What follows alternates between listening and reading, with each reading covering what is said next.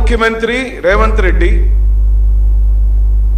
మీ friend, మీ శిష్యుడు, మీ పార్టీలో అనేక పదవులు చేసి మీచే కాంగ్రెస్ పార్టీలోకి పంపబడి మీచే ముఖ్యమంత్రి పదవిని అలంకరించి మీకోసం పనిచేస్తున్న రేవంత్ రెడ్డి ఈ రోజున ఈ చర్యను కూడా మీకు అనుకూలంగానే తీసుకుంటాడేమని అనుమానం కలుగుతుంది. ఎందుకంటే మీకు హాట్ లైన్ ఫ్రెండ్షిప్ ఉంది. మీరు రేవంత్ రెడ్డి గారితో మాట్లాడతారు హాట్ లైన్లో, మీరు రాహుల్ గాంధీ గారితో హాట్ లైన్లో మాట్లాడతారు, మీరు ముగ్గురు ఒకటే.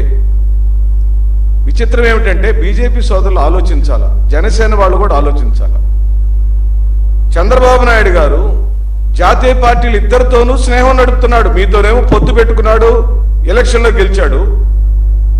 తెలంగాణలో తన శిష్యుడిని ముఖ్యమంత్రిగా పెట్టుకున్నాడు. ఇక్కడే ఉండి తెలంగాణను కూడా ఇండైరెక్ట్ గా పరిపాలిస్తుంది చంద్రబాబు నాయుడే. సిగ్గు తెచ్చుకోవాలి కాంగ్రెస్ పార్టీ, సిగ్గుతో తలంచుకోవాలి కాంగ్రెస్ పార్టీ.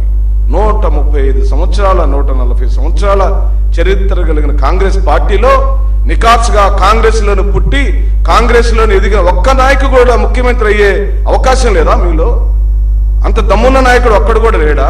చంద్రబాబు నాయుడు శిష్యుడే కావాల్సి వచ్చాడా? నిరూపించండి. ఇప్పుడు మీరు కాంగ్రెస్ పార్టీ పెద్దలు కూడా ఆలోచించాలి, ఢిల్లీ పెద్దలు ఆలోచించాలి, రాహుల్ గాంధీ ఆలోచించాలి.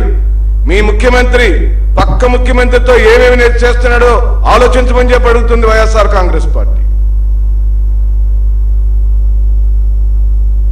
మీ ముఖ్యమంత్రి అడిగితే చంద్రబాబు నాయుడికి మీ ముఖ్యమంత్రి ఫోన్ చేశాడట, రాయలసీమ లిఫ్ట్ ఇరిగేషన్ వల్ల తెలంగాణ ప్రాంతానికి అన్యాయం జరుగుతుంది కాబట్టి ఆ లిఫ్ట్ ఇరిగేషన్ నేను ఆపేయమని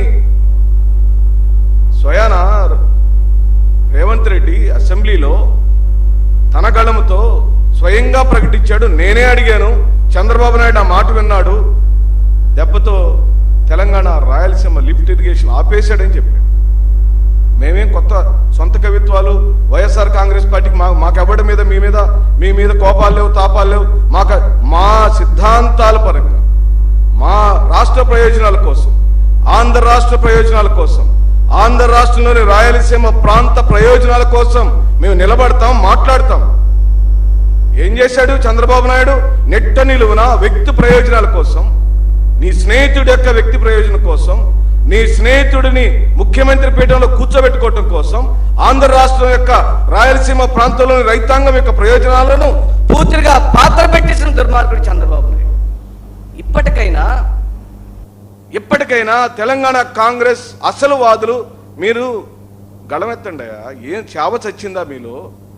సిగ్గు లేకుండా పోయారా మీరంతా? ఒక్కడు కూడా నాయకుడు లేడా?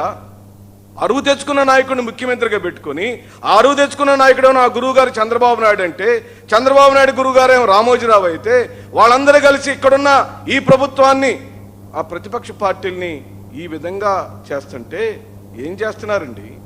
ఎక్కడ పోయిందండి ప్రజాస్వామ్యం? ఇంకో పక్కనేమో బీజేపీ కోalition గవర్నమెంట్, ఇక్కడ బీజేపీ మద్దతుతో బీజేపీ కోసం పనిచేస్తున్న బీజేపీతో